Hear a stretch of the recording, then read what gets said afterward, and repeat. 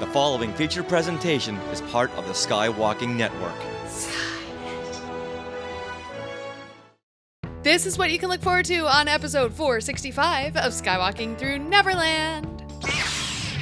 Hello, I am C-3PO, Human Cyborg Relations. I'm still living, my childhood, and I'm just so grateful, feel lucky to do it. Being the 44th anniversary of The Empire Strikes Back today, tell us where you saw The Empire Strikes Back for the first time. I just wanted to make the best version of what I wanted to make for myself.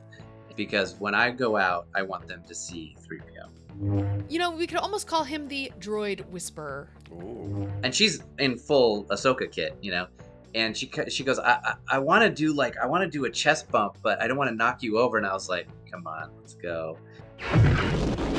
Are you ready? Off to Neverland! Here we go! A long time ago, in a galaxy far, far away. To all who come to this happy place, welcome. Disneyland is your land. When I first made Star Wars, everybody in Hollywood said, well, this is a movie Disney should have made. You're more than just fans. You're family. Best day ever! Secrets loud. It's about family, and that's what's so powerful about it. Hey. When you use a bird to write with, it's called tweeting. When we visit the world of Disney, we never grow old. It's a Peter Pan, Never land that keeps us young in heart. This is Jedi Master Obi-Wan Kenobi, and you are skywalking through Neverland. I have a good feeling about this. Hey, Skywalkers! Can you connect C-3PO, deadly mercenary droids, and Lego Masters? Well, after this episode, you will be able to. But first, we want to welcome you back to Skywalking Through Neverland. I am Richard Woloski, but now everyone please say hello to my sweetie wife Sarah, who's dressed like a Twi'lek. Yes, Hera, to be precise. I love it. It's so much easier when you're wearing something I can comment on. Well, thank you. All right, Skywalkers, we are your enthusiastic podcast destination for the many decades of your Star Wars, Disney, Marvel, and pop culture fandom. So it's time for your weekly Wookiee hug and your little sprinkle of pixie dust for our family of Skywalkers. Now, we are recording this right now live on the Skywalking Through Neverland YouTube channel. So if you haven't already, please subscribe and then click the little notification bell for when we go live, because sometimes it's a surprise, like today. And it really helps us on YouTube, because how many do we have? Well, last week, didn't we say we wanted to get to, 8780? I think so. Was that it? Well, look what we have now. 8888? 888. Whoa. That is really awesome. Oh my gosh, 8888.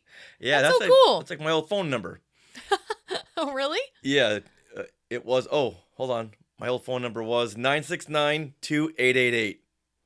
Nice. Whenever I see 888s, I always equate it to my phone number. But yeah, we just did the Comic-Con Revolution, and we did a couple of big panels, which we talked about on this week's Things We Want to Share, and we asked people to please subscribe, and they did, and they got us over what we'd asked for.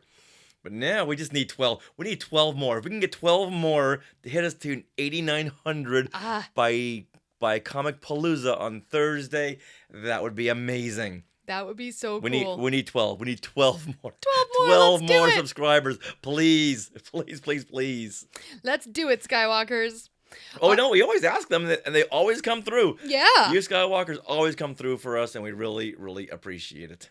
Now, in this episode, we are so excited. We speak with actor Chris Bartlett, who has not only played C-3PO numerous times, but he has also appeared in The Mandalorian, Ahsoka, Obi-Wan Kenobi, the Book of Boba Fett. You know, we could almost call him the droid whisperer. Ooh, very much so. And let's not forget his appearances on Lego Masters, Late Show with David Letterman, and tons of C-3PO appearances for almost 2 decades. So whenever Anthony Daniels wasn't in the suit, chances are it was Chris. Now, Chris is going to be joining Spencer Jowitz's Virtual Cantina Network tour this summer. And Chris will be signing autographs on July 29th at Scum and Villainy in Hollywood, California. So if you're in the area, we're going to be there. We'd love to see you there. Chris would love to see you there. He's like one of the nicest guys you'd ever want to meet. Oh, yeah. So come nice. come on by and say hello. And he hopes that you guys have a great time there too, like just by speaking with him. And we're so excited to share this interview with you guys. Chris told so many great stories that we're going to split up his conversations into 2 parts. So come back next week for more exciting stories. All right, well, this episode is being sponsored by Small World Vacations, and they are a diamond level Disney vacation planner travel agency. They can help you book your trip to Disney parks around the world and also a Disney cruise. There's a lot of good cruise deals right now. Now, best of all, their service is free of charge, so check it out and head to smallworldvacations.com for a no obligation price quote and tell them that Skywalking Through Neverland sent you. I couldn't have said it better myself. All right, now we are recording this from Long Beach, California on May the 21st, 2024. So, Richard, what happened today in Star Wars history, May 21st? We are in Star Wars month, people. Yeah, we are. This is like Star Wars week 2. This is when all the films came out, all of the original trilogy films. So the week earlier was for the prequels. Now it's the original trilogy week. So 44 years ago today, May 21st, 1980, the Star Wars saga continues when The Empire Strikes Back is released. And guess how many theaters? 3,000. I bet you're going to say 3,000, 4,000, 5,000. 127 theaters. What? Not 127,000, but just 127 theaters. How could this be? Well, this was a limited release being released in so many of these theaters, but they wanted to release it in 70 millimeter, so everyone gets the best experience the first time out. Now, there's a caveat here. Some 35 millimeter prints were released, but like at the drive-ins. Oh. They didn't have the big 70 millimeter screens and projectors. Yeah. Now, in the first week alone, Empire grosses $9.6 million. Wow. Okay. With most of that coming from the Egyptian theater here in Hollywood. If you look on Craig Miller, who was in charge of publicity for The Empire Strikes Back and friend of the show, if you look at his Facebook today, he'll have a picture of the Egyptian theater. It looked really cool. Yeah, showing The Empire Strikes Back. And this is when theaters would have round-the-clock showings. I bet. Just to accommodate all the fans. Oh, my God. And people would just line up. You can't reserve your spot. You just have to wait in like a long line, right? Yeah, exactly. No fandangle. None of that stuff. You had to be there. You had to skip school, skip work to be there. Wow. But you know what? Unfortunately, I couldn't miss school. Yeah, I had to go to school. What? Guess how productive I was that day. Not at all. Not at all. I was bouncing out of my seat. Was there a theater in Boston that was showing this? Yes. Now, to us, the Boston Charles 1, 2, 3, that was like the big megaplex because it had 3 theaters. And it was the big theater in Boston that had these big 70 millimeter screens, and it showed all the big blockbusters. So this was our Hollywood Chinese theater. Yeah, makes sense. Yeah. And okay. So I remember not being able to settle down. Oh, yeah. Teacher was talking to me. It's like all I'm hearing is a long time ago in a galaxy far, far away. So when that school bell hit, my friend Sean Millette and my sister and I just dove through the doors. There was my father outside in his Cadillac, his big red Cadillac. We just did a shoulder roll and somersaulted right through the windows, and he took off. I don't think he even stopped for red lights. In my 3rd grade journal, I have an entry here. Oh my goodness. So here we go. This is so cute. I'll just do some storyboards down there. Wow. And this is my entry, okay? Ready? Yes. Sean and I went to go see The Empire Strikes Back. The line for the tickets was bigger than was for another line. It was outside. It was for the 5:30 show. So I had to wait until the 5:30 show. Oh my. All right, because we missed the 3:15 show. The line went out to the street. My best scene was the Yoda part. Yoda sounded just like Fozzie Bear. The second best scene was when Luke Skywalker and Darth Vader were fighting with lightsabers. All right. That's why I have Hold everything. I have a bone to pick with third grade Richard. I have a bone to pick. I couldn't construct sentences? No, your best scene was the Yoda scenes and Darth Vader and Luke. What about the kissing scenes? What about Han and Leia? You didn't let me finish. But it says here, but the ultimate bestest scene of all was when Han Solo and Princess Leia kissed. And let me see that. No, it says it here. Just trust me. I don't think it says it there. It says it right here. Where? Okay. I can't see. And it says they should have kissed longer. And I like the second scene when they kissed in the carbon freezing chamber. The end. See, it says it right there. It says it right there. Okay. Mm-hmm. Okay. Now, what do we have here in the Sky Chat? Stacy Bertrand. Real Racy Stacy says Kirsch made one of the best films in cinematic history. Mm-hmm. We will have to agree with you there. Oh, very much so. So this is why we have the Skywalking through my fandom, so you can chart where you saw the films, and who you saw them with, and how much school you skipped or you should have skipped. I first saw Empire Strikes Back in my living room, and it was a very rainy, pouring down rain day, and that's where I watched it. See, you can't all by get mad myself. at me. It was awesome. If the first time you saw The Empire Strikes Back was on your 27-inch Zenith? Actually, my dad was always upgrading us to nice TVs, so I don't remember how big the TV was at that point, but we had like a pretty good sized TV in our living room. Was it on HBO or did you have? No, we never had HBO. Okay, no, so you saw it was a videotape. VHS. Okay, that was. I think honestly, I think it was 84. So this is what happened. It was on TV. We got to the Yoda scene, and the electricity like went out. Like something happened with the TV station. It went out. I was like, no. And my dad was like, it's okay. It's right here. And he took out the VHS. So then we watched the VHS. See, at least when I lied to you, it was believable. When I loved all the kissing scenes, at least tell me that you saw it on the big giant screen. The first time I saw in the big screen was 97 with the re-releases. Like a lot of people my age. Okay, you know what? My okay, age. you know what? That's good. That's good then. I'm post Empire Strikes Back. You are. You were born post Empire Strikes Back, which still blows my mind. So happy 44th anniversary to The Empire Strikes Back. Now let's hear some fun behind the scenes Star Wars stories from Chris Bartlett, and he tells us his story about seeing The Empire Strikes Back on opening day in 1980. Our next guest has gone toe-to-toe with the Mandalorian, hunted Obi-Wan Kenobi, and read a top 10 list on The Late Show with David Letterman as everyone's favorite goldenrod.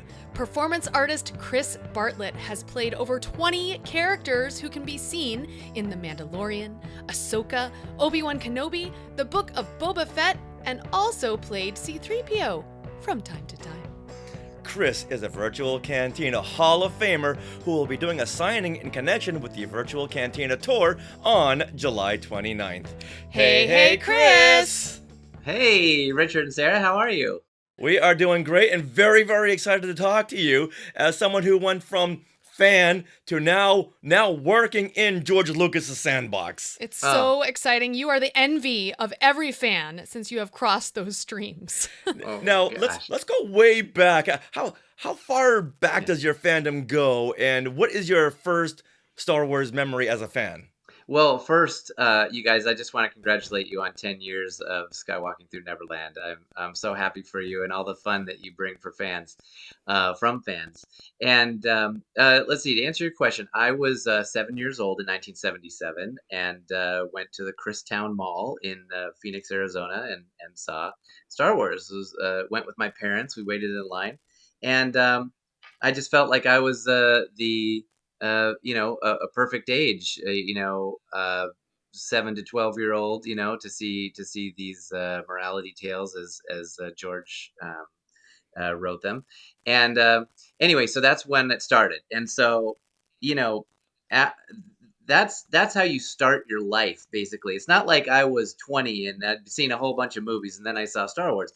It was like, okay, my life starts with Star Wars, and then that's everything after that, I go home, there was just the one, just the one film. There was no promise of sequels or anything like that. So it was just this one magnificent moment encapsulated, and then you go home, and then your mind just goes, crazy with your imagination with, who's Darth Vader? Whoa, where did Obi-Wan Kenobi come from? How old is R2D2? And so then you start, drawing. That was the thing for me, is I just started drawing pictures, and then then you go to the local hobby shop, and then there's the figures are there, so you're buying the figures and you take those home, and then you're making your own stories, um, and that's just to come full circle to on the Mandalorian. John, or we'll say the makers of those stories have taken, we all had Luke and Darth Vader figures, but what about R5D4 or Greedo or Snaggletooth, Yak Face? What are their stories? And then we go in the backyard and play on the rocks with those figures, and then we make up stories, and then that's really what's happening a lot of times on the new shows, is that, like, you take something that's familiar and known, and then you tell a new story drawn from that corner of the galaxy. So it just feels like I'm still living my childhood, and I'm just so grateful, feel lucky to do it. If you have Jon Favreau on speed dial, can you go ahead and dial him up? I got a few ideas for him. Oh, Like, really? we Yeah, don't know let me how see. Blue Snaggletooth Oh, my phone died. got I'm his sorry, silver boots. Richard. Oh, you're kidding! Because Oh. I think if you put Leilani Shu in a vinyl cape as a vinyl cape Jawa, these are billion-dollar ideas. Wow. Are you sure your phone died? That's odd. That's such Well, a you know shame. what? It happens. It's the will of the force. Right. It's it's not working. I'm sorry. Yeah. Oh, you mentioned Leilani Shu. What a queen she is. She's such a she's pure Jawa energy. I mean, I know you've met her. She is the first take is as full of energy as the last take of the day, and that's really what every director wants, and every actor on set wants, is someone who is like that, and she's just such a treasure to work with. I think it's the benefit of the filmmakers that all of the actors were big fans growing up and are still big fans, and they want to do their best. And even when meeting fans, and we'll get into this in just a little bit, you are a very great representative as to how you want to be treated as a fan. And I've seen you with people, with fans, and it's like, oh my goodness, this guy needs to be like on Mount Rushmore's representative of fandom. Oh, the Rock of Nerds. Yeah, I guess. No. Anyway, the success of any artist is that you're making stuff that you want to make. Like you will find your best work in the stuff that you're making. Like no studio is telling you, Richard or Sarah, like what to make, who to interview, how to do your background, how to edit your stuff. You're doing it the way you want to do it, and you want to see what you want to see. That is the key ingredient to success as a creator. And so when you mention us being fans of those who are creating the work, we're just telling stories we would want to see in our own, on our own TV. Whether it's not the same as a studio saying you have to tell this story and you have to have this character and stuff like that. We're for the most part, I would say we're making and telling the stories and seeing the characters and creating the droids we would want to see. So that's that. I think that's why it's successful. All based on something that just resonated so much with us in George Lucas's original stories. Yeah, and who better to have to follow in George Lucas's footsteps than fans themselves, like Jon Favreau and Dave Filoni. It's like, well, they're making what they want to see, and all the power to them. Yeah. Now, you just told us when you saw Star Wars being the 44th anniversary of The Empire Strikes Back today. Tell us where you saw The Empire Strikes Back for the first time. I saw it in the same mall, the Christown Mall in Phoenix, Arizona. My friend and I, best friend and I, we went to see it. We were so excited because there's another Star Wars, and in I don't know, moviedom, there's sequels aren't you feel like it's really hard to hit that same energy and that same impact that the first movie had. But with Star Wars, we came away so satisfied. I mean, you had Imperial walkers, something you'd never seen or imagined before. The big secret, the big reveal of Vader and Luke. It was just so satisfying. And of course, then what do? We like go to the arcade and where they're selling figures and playing, asteroids or whatever. So that was I was just so happy. Oh, and you get to meet Yoda. Like, what is this weird creature that's so real? It was so satisfying. So we were just so happy with seeing it. Plus Boba Fett. I mean, the most dramatic character with the fewest lines became my instant favorite character. So it was really a great experience.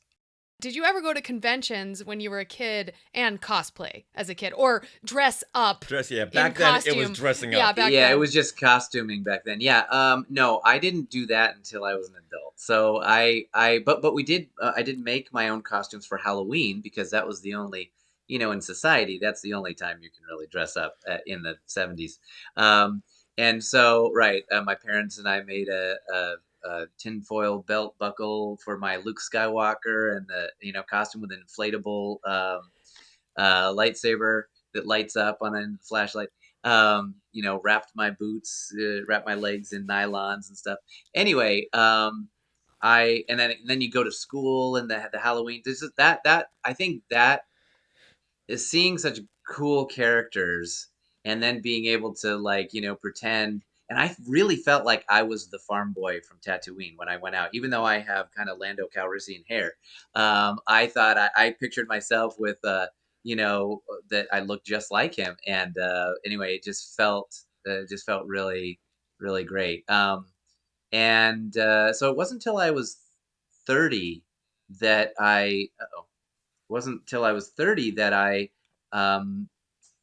discovered, very near to screen accurate costumes like stormtroopers, and that was really when I started going to.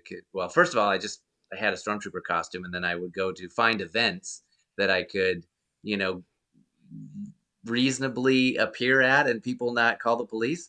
So I'd go to like astronomy shows, or I'd go to. Anything that had anything to do with space, or and then I found a couple of other guys who had stormtrooper costumes in Central California, and so we started the Central California Garrison of the 501st back in 2001, I think. Yeah, at the very first Star Wars convention, which I call Celebration Zero, that happened in '87 to commemorate the 10th anniversary of Star Wars. Oh. I saw a fan walking around in a stormtrooper outfit. I combusted. Yeah. How can a fan wear a screen accurate stormtrooper costume? It's like this can happen. Fans can wear screen accurate costumes. Right. No way. Right. Yeah, that's a similar feeling when the convention Celebration 4 came out. That was my first celebration. And all of a sudden, downtown LA was filled with stormtroopers and the Tusken and Raider Boba crossing Fett. the street. Yeah. Jawas crossing this street. Right. Crazy. Cantina creatures on the subway. Yes. Yeah, exactly. Awesome. When I first started going to conventions, I really wanted because my stormtrooper looked as screen accurate as anything I'd seen before. So, but it was still early days. It was 2000, so there's like one kid out there, But when I go to conventions, I wanted people to mistake this character for a real, walking off the set character, and so I would do the voice, and I had an amplifier that sounded like it and everything, and so I would walk around like I was checking identification, or talking to people in line like a stormtrooper would, and not as a guy in a costume. That was just kind of my fun. And so anyway, that was I didn't go to Celebration 1 in Denver, the Rain and Doubt one, but I did start going Celebration 2 and continued on till today. And that was right before you started your stint as Friends of C-3PO, or can we call you C-3PO?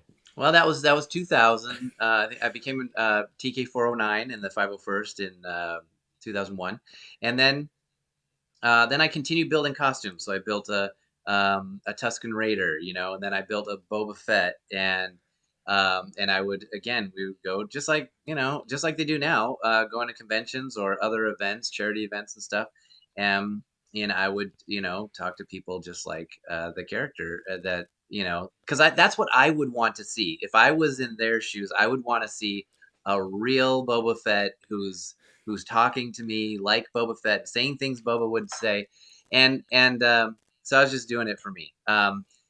And then I built Jawas for my kids. I built a Gonk droid for my daughter. I built Twi'leks and for my daughters, and Ara Singh for my daughter, and Zam Wessel. So I was just going crazy, building and building and building. But it all kind of started just because I wanted to see if I could build one prop. That was the first, before the costume. I wanted to see if I could build a prop that kind of looked like a Stormtrooper blaster, and it was really just like off the shelf things, PVC pipe and other sprinkler fittings and stuff like that. And then I did the first one, and it was like a little anemic looking. It was like skinny, small. It wasn't like but you're just trying stuff, and that is all I've been doing the whole time, is just trying stuff. And then eventually you get better and better.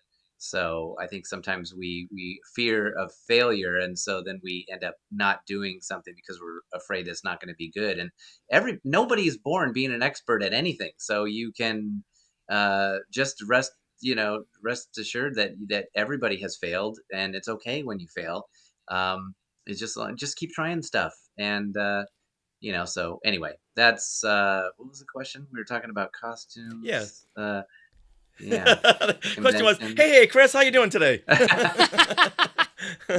Yeah. Right. No. Well, C-3PO is another level. Oh, yeah. That's right. And then I read when doing research, Mm-hmm. read that you had gone to the Boston Museum of Science as C-3PO. And right. That caught the eye of Anthony Daniels. Well, Anthony Daniels. Right. Well, I had spent 3 years. I'd never seen anyone do a shiny chrome C-3PO, and so there had only been one other person, a guy in Japan named Akira, who had put together like a Attack of the Clones C-3PO, and so I wanted to do a shiny one, but I was going to have to do it basically from scratch as possible. So I took 3 years to do that. I worked with a friend who was adept in fiberglassing, and so 3 years. And then at the end of that, the very first event that I did was the opening of Star Wars Meets Imagination at the Boston Museum of Science, where Anthony Daniels was going to be appearing. And I knew I wasn't exactly. I had been working on the voice, but I was doing a terrible job at it. It didn't sound anything like, when I go back and watch videos, it's like, oh gosh. But I was just trying stuff again. You know what I'm saying? So eventually, So I got. You can't succeed until you fail. Right. Exactly. And so I got to meet Anthony, and he said, "So let's hear you do the voice." And I was like, this is the first time I'm wearing it, the first time I'm meeting him. So I was like, hello, I am C-3PO, human cyborg relations. And he goes, oh, that's pretty good. Let's slow it down a little. And so I worked on that a little bit. He told me a little bit how the movement works. Each limb is separate from each of the other parts because it's a machine. And we talked about that a little bit. We took some pictures, and it was very nice. So then I just kept working on it. So that there was a short video clip that came from that event that made its way to YouTube, and someone at Lucasfilm saw it and contacted me and said it was just a really short video. It was just taken like 4 or 5 steps, and I just turned and said, hello, and that was it. And then I got an email that said we'd like you to come in to do a screen test, or we just want to see you in it in person. So that was the beginning of it. And so now I'm in my 19th year playing this character on television. Little did you know that was your audition tape. Right, exactly. I didn't know. Again, I was just making stuff that I wanted to see. Like, well, how would I want this to look for me? The dream, of course, is always I've always wanted to work with George Lucas, or I always wanted to, be in Star Wars or something, but uh, something close to it. And the closest thing I could get to it was pretending. So I'm gonna do that, and I'll just do the best I can for myself, so that when I look at it, I feel satisfied. But anyway, it turns out that is again the ingredient for successful, or the best art. Successful isn't necessarily successful. Is like you're trying to chase something, chase approval from a studio or fans or something. I just wanted to make the best version of what I wanted to make for myself, and turned out to work out pretty good. Absolutely. What is a C-3PO nuance that many people might not be aware of? Oh, great question. There's a lot in the movement part of it. People often ask, does the suit make you move that way? And the reason we had an audition is because the suit doesn't make you move that way. All of this is a performance. I can stand with my arms down. I can hold my hands out like this. I can go like this. I can walk fairly casually. But all of the walk, the shuffle, the turning, and the gesturing, and the voice and all that's all a performance. So they wanted to have someone who could do that accurately, performance. So something that is, I mean, that's one nuance. Another thing is the motions are not all like this. When you're watching it, it sometimes looks like 3PO is very frantic, but he's very machine-like. And the Antony's performance is I'm gonna just turn this off because I think it's affecting the lighting. Anyway, Antony's performance is very much based on a set of principles within his performance. So everything has a termination. Like I'm just gonna do if let's see. All this excitement is over on the circuits in my counterpart here. If you don't mind, I'd like to take him down to maintenance. So like every movement has a termination. It's not all this. So that's another thing. But there's also, if you look at C-3PO, well, this is the teacher droid I played in season 2 of The Mandalorian. Right in the center of the eyes, there's 2 little black dots, right? Those are the holes, the only thing you can see through. And I'm sure you've met C-3PO cosplayers. Maybe you've seen it up close. That's all you can see through, but you can also see inside. We had one at our wedding. Oh, great. Okay. So you can also see inside the head. That can be very disorienting to be, like if you ever seen Man in the Iron Mask with Leonardo DiCaprio. That can be very disorienting. So what I do is I focus on what's outside the helmet. So I might see people glowing and smiling because they're happy to see this iconic character that they love, or maybe I'm seeing stormtroopers march by, or I'm seeing a land speeder pull up, or John Favreau standing there. So I focus on what's out there instead of all the kind of the problems inside here, and that really helps a lot, I think. When I saw C-3PO, Anthony Daniels, I keep saying Anthony. Yeah. I know he likes Anthony now. When Yeah. I saw him at Celebration Zero, he was in the C-3PO suit, and I love just watching him because he does a lot of head movements. Mm-hmm. When his body is still and his head will move around almost like a hummingbird. It'll just look over here, over there, and maybe not as fast, but Yeah. he does a lot of head movements. Head cocks. Yeah, can I tell you that is part of getting your bearings of what's around, and it really works for the character. So instead of just like looking around like a human, like what's over there, Anthony has developed this taking snapshots, and so he's saying, oh, I see, yes, what, and so he's creating this mosaic of what the environment is in his brain.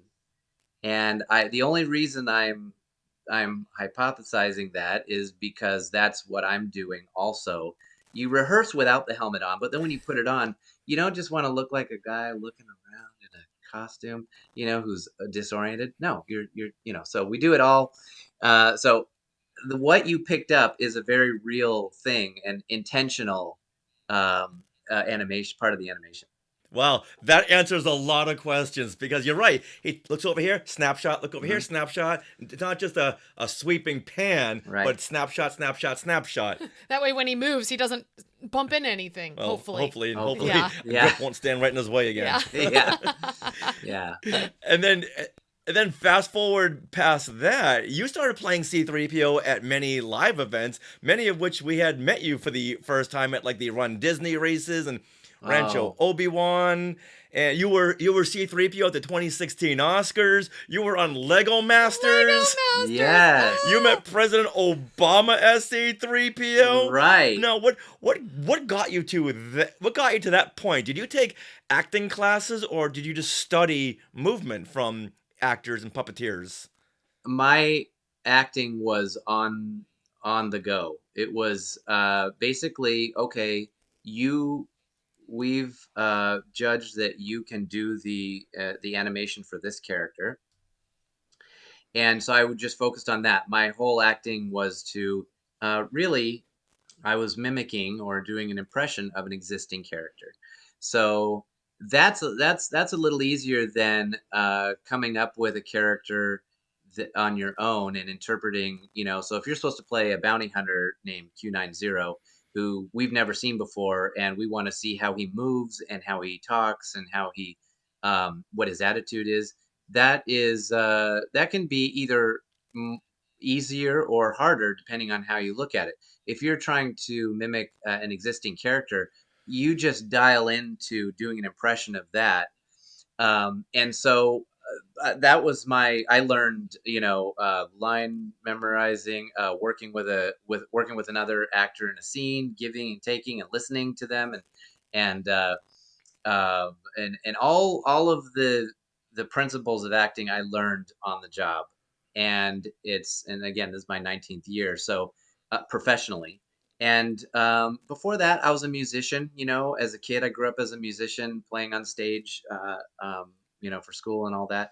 But so I got used to, I love the feeling of making something that making something that I love to hear. And it's a bonus if the audience loves it. If the audience has a good feeling when they, or a scary feeling, or, suspenseful, or, but they feel something. That's really what you want as a creative person, is you want your audience to feel something. So, how did I get to that point? I just was like, to come up with a voice. Hello, I am C-3PO, human cyborg relations. I am fluent in over 6 million forms of communication. To do that, I would listen to the DVDs in my car for 80 minutes a day during my commute, and listen over and over to the scenes and just try and do the impression of Antony's C-3PO. And so that just took a lot of practice. And then the motion, I studied, all of his work. There's so much of it that is on. Well, there's back in the early 80s, there was, when Star Tours launched at Disneyland, he did a whole media kit. If you look up Star Tours media kit, there's a whole interview of him, and it's just C-3PO, and he's doing all of his gestures and all of his animation and his talking and how he responds and how he gestures to, in all a range of emotions. It's great. And so I studied that for a long time too. So as a contractor, as an actor, the Lucasfilm would call for these, like you mentioned, David Letterman or Jimmy Kimmel or the Oscars or stuff at Disney before Disney had their own costume.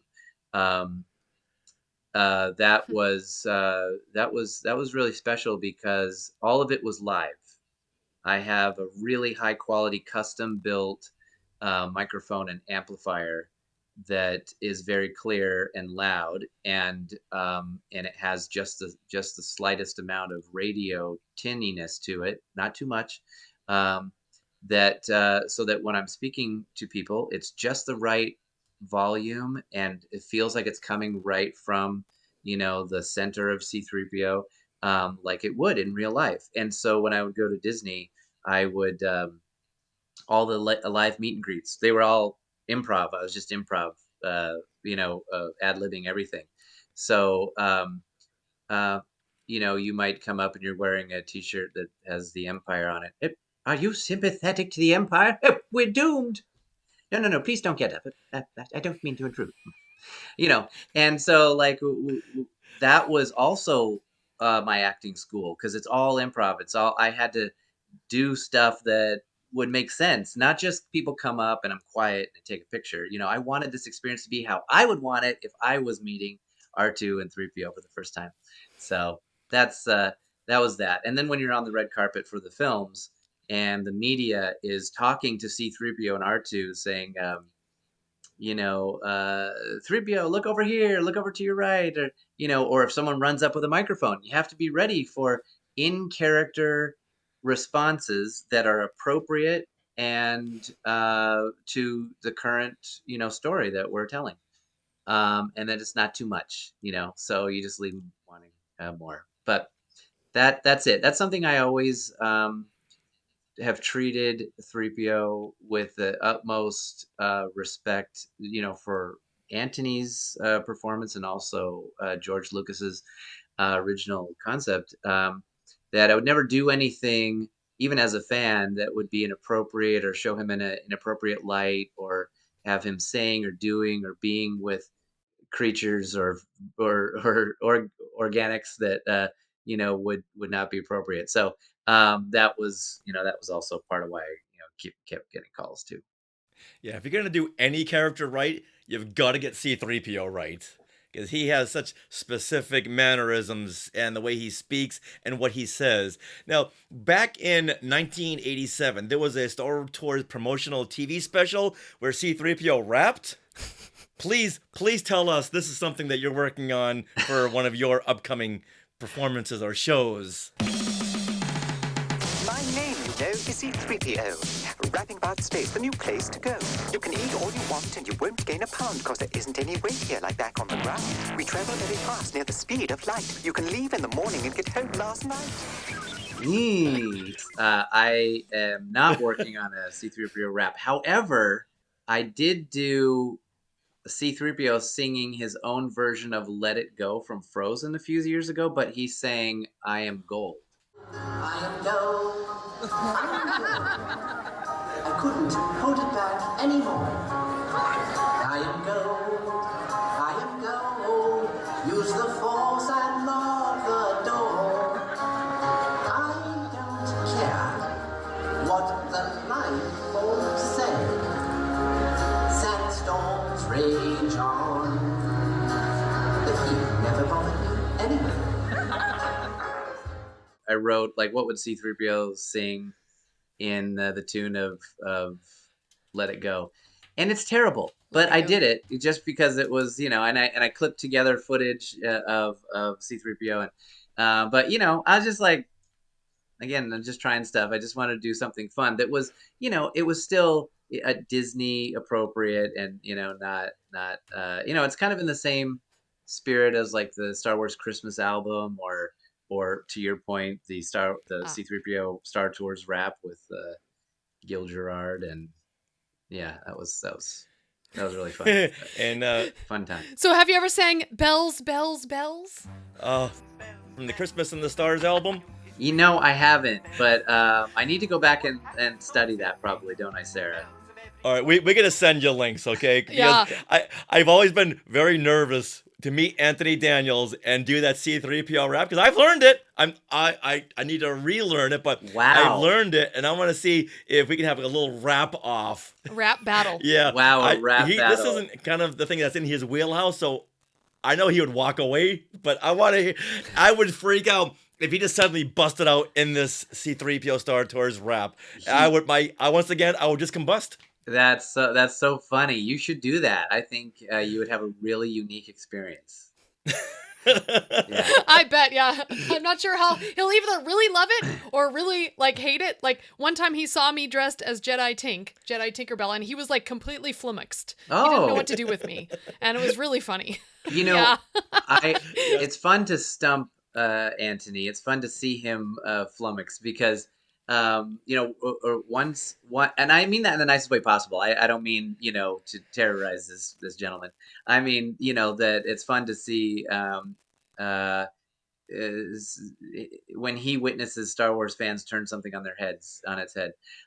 Recently, I was at the you know, he auctioned a bunch of items off from his collection through the prop store, and I was invited sort of last minute to go to this preview of his pieces, and I was just you know, he and I have worked together on several projects, but sometimes it's we're not in the same room.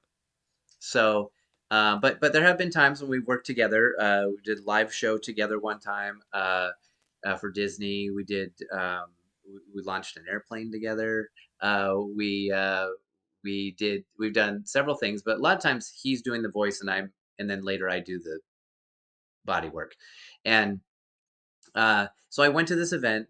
He didn't know I was going to be there. I didn't know I was going to be there till probably the day before. And so I was just there to enjoy the props. You know, we're fans, so we'd love to see the real screen used parts. And so this is on my Instagram. You can find it there. Chris F. Bartlett on Instagram. And so what happened was Anthony is fantastic about working a crowd, doing crowd work, we call it, where he brings the crowd into the show, you know, where he goes out and asks questions or, you know, finds out stuff from people. And it's just, it's so interactive and it's really wonderful. So he went out and into the crowd and with his microphone and he said, "All right, who knows the first line?" And of course I knew he meant the first line of C-3PO ever said. And so I was just there to enjoy the show. So I didn't do anything. I was just waiting to see what was going to happen. And this gentleman stands up and he starts to recite the first, I don't know, 4 words or so. And then he got a little bit stuck. And then Anthony stops and says, "No, in the English accent." And he goes, oh, and bless his heart. He said, "Oh, I am not ready," kind of thing. And so he said, "Anyone else?" And so I just for fun, I just raised my hand. And Anthony, as he comes towards me, he hands me the microphone, and I can see him slow down for a second and go, because I'm out of context. You know, we're not at work. We weren't expecting to run into each other. And so for a moment there, he didn't recognize me. And then I think he did recognize me. And he hands me the microphone sort of slow motion. And he goes, hands it to me. And I say, "Did you hear that? They've shut down the main reactor. Will be destroyed for sure. Oh, this is madness." And he goes, "Okay." And the audience and us had a really fun, you know, moment there. And he says, "All right," and he's gonna take back the show at this point, which is fine. I wasn't there to, like, you know, pause the show or any reason. He's it's his show, and so he says, "All right, for your next challenge, what's the next line?" And I say, "There'll be no escape for the princess this time." And he says, "Wrong." And the whole crowd was like, "What?" You know, like, that's, and because people were turning to me saying, "That's not, no, you said it right." Did you hear that? They shut down the main reactor. Will be destroyed for sure. This is madness. There'll be no escape for the princess this time. And he said, in the draft 4 of the script, it says there'll be no escape for Captain Antilles this time, and or for the captain this time. And so, great. That's something none of us would know. It's a fun piece of trivia. And so he got to say, like, you know, I know Star Wars better than you. And that was great. That was fine. It was a really funny moment. So you'll have to go look at that. But there's a thing that I like to do when I go on set. And this has happened several times. You mentioned Lego Masters. A lot of times the director will say, "All right, Chris, you can suit up. You don't have to put the head on. Just come out. You can meet the cast and run through rehearsal or whatever. You can meet the director and stuff." Um, and so I say, "Okay," but then I tell my dresser, "Do the whole thing: lights, microphone, the head, everything." Because when I go out, I want them to see 3PO. And so often what I'll do is I'll wander out without any permission. And I'll just wander out and say, "Is this a droid maintenance facility? R2, R2D2, it is you." You know, like that. And then we have this really like genuine, pure moment of they're meeting C-3PO. That's all I wanted. And I wanted to sound and feel just like it would if they were meeting him in real life. In all deference to Anthony Daniels and Star Wars. And so that's better of an experience than meeting a guy in a costume with his head off, or in some, smoking a cigarette or something, Yeah. And so, Yeah, out of context. Yeah. So right. So when I did Lego Masters, when you're watching it's season 1, the 9th episode, I believe. When all the contestants meet C-3PO and see C-3PO and R2 for the first time, that's really them seeing us for the first time. And so all of that emotion is real. The same thing happened on Kenobi when I played C-3PO. In the very first episode, there's little Leia and the Organas are having kind of the social gathering. And I did the same thing. I wandered out and I could see R2 was off across the room. And so I just kind of listened for, cut, whatever they're doing. And then I just went out. So it made it for a really surprise, fun moment. And that's just that's what I would want to see, and that shut down the whole production because we all started taking pictures and we hadn't even filmed anything yet. So, but that was really fun. That's just how I approach the character, and now that's how I approach every character, especially droids. And I got another story to tell you about Ahsoka. Okay, let me tell you a quick story first, because that kind of situation almost ruined my wedding day.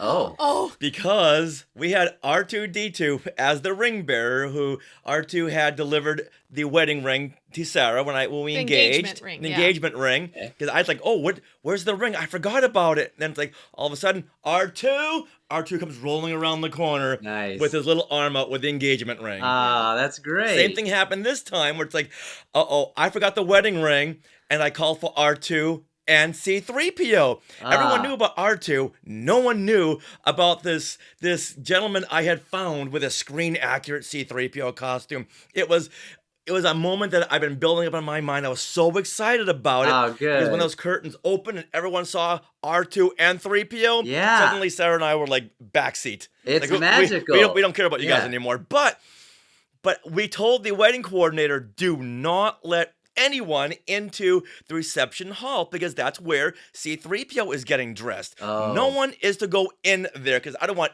anyone to know about the surprise. Right. Well, I come down the stairs, about to line up to get married, and there's Sarah and all the bridesmaids looking into this reception hall room.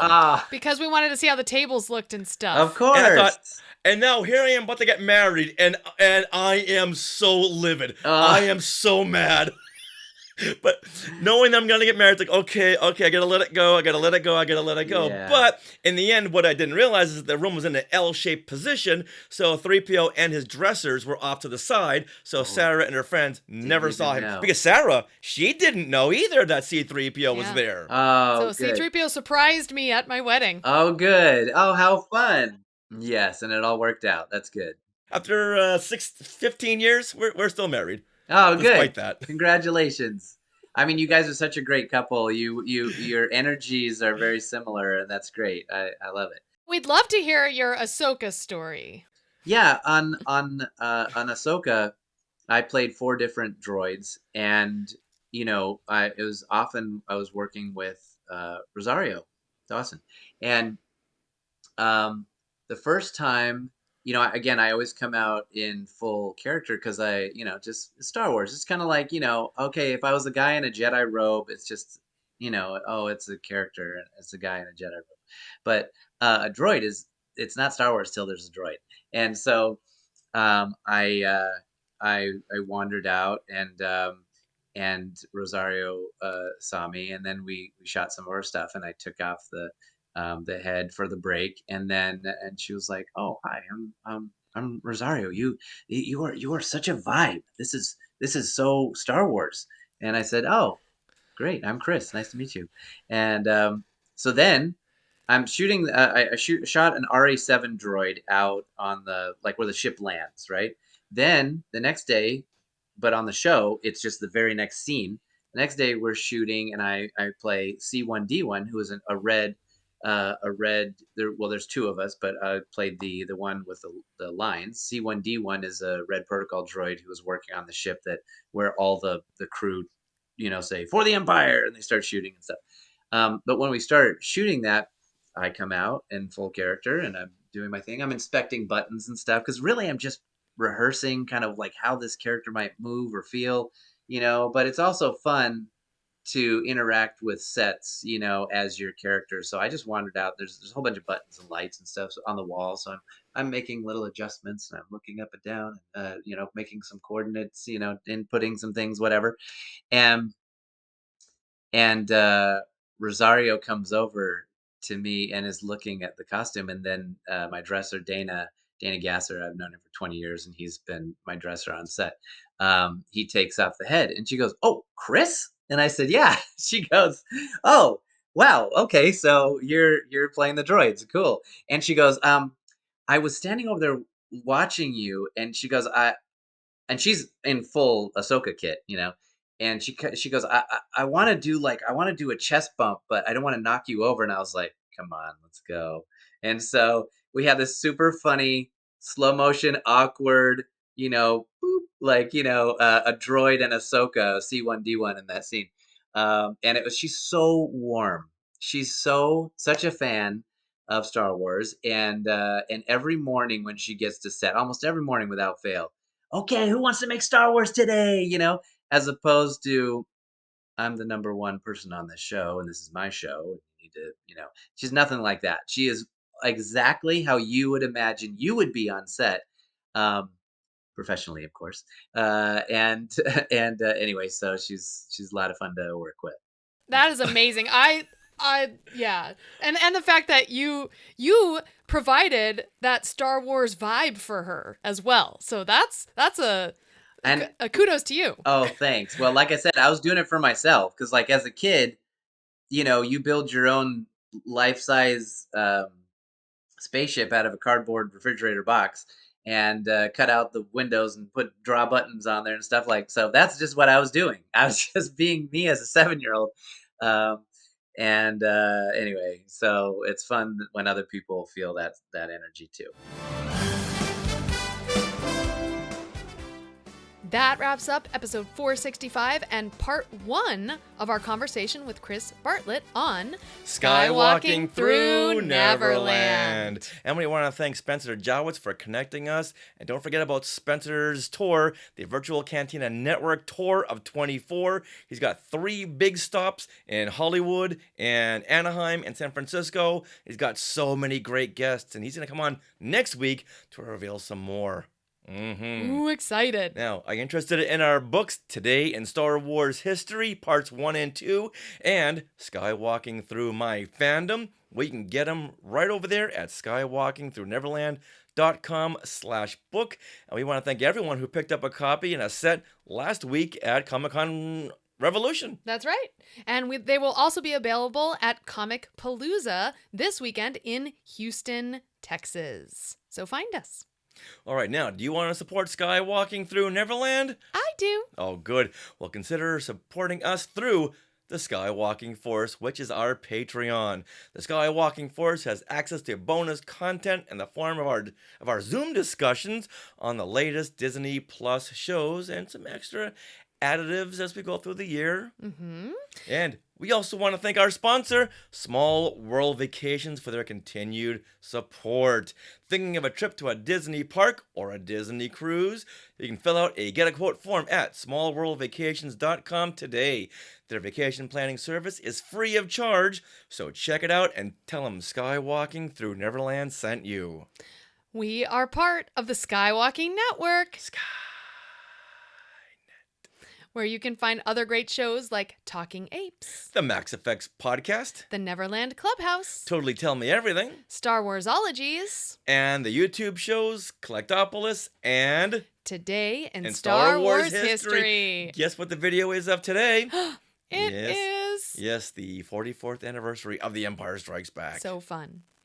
All right, we are at Skywalking Pod for most social media outlets, or you can search Facebook or YouTube for Skywalking Through Neverland. You can also email us, share@skywalkingthroughneverland.com. All right, now don't forget to stick around for bloopers and other fun bits that didn't make it into the show, and this week we'll have a lot of them. and always remember, Neverland on Alderaan. It's hot in here. It Yes. is the 4 o'clock hour. Yeah. This is the hour. Oh, there you go. That explains it. Yes. I couldn't string together words No. to form, what do you call those things? Sentences. Sentences. We finish each other's. Sandwiches. Yeah. All right, you came in just in time for Sarah to do the clappy claps. I get to do it this time. So excited. Yeah, Okay. don't mess it up. Don't mess it up. Don't mess it up. I won't. Okay, here we go. One more time with a little bit more pizzazz. This is what you can look forward to on. Oh, damn. I almost made it. In this episode, it is part 1 where we speak. Nope, that sounds stupid. Chris told so many great stories that we're going to split his conversation into 2 parts. So it's not as easy as it looks. No. So this week will be part 1 of Chris's discussion. And next week will be part 2. No doy. Neverland on Alderaan. One more time. Neverland. 1, 2, and... All right, guys. Wow. We shouldn't record at 4. Yeah, That's this is problem. like tea time. Hey, look at those names to the left. They are part of the Skywalking Force, our Patreon. Become a producer yourself and check out all the Disney Plus themed bonus content available depending on the level you subscribe. Become a member of the elite Skywalking Force at skywalkingforce.com.